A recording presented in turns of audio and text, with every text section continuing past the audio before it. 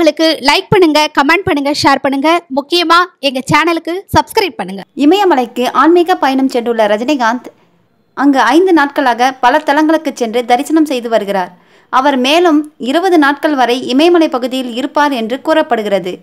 இன்று ரிஷிகேஷில் உள்ள சுவாமி தயானந்த சரஸ்வதி மடத்தில் உத்தரகாண்ட் மாநிலத்தில் பல்வேறு பகுதிகளைச் சார்ந்த சாதுக்களுக்கு அன்னதானம், குருதட்சணை வழங்கும் நிகழ்ச்சியில் பங்கேற்றார் ரஜினி.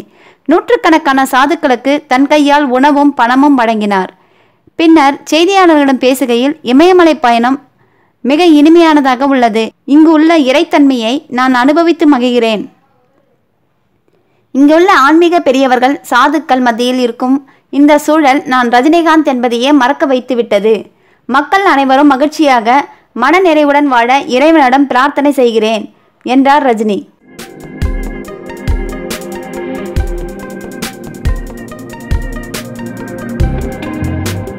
இது போன்ற தகவல்களுக்கு லைக் பண்ணுங்க, கமெண்ட் பண்ணுங்க, ஷேர் பண்ணுங்க. முக்கியமா எங்க சேனலுக்கு சப்ஸ்கிரைப் பண்ணுங்க.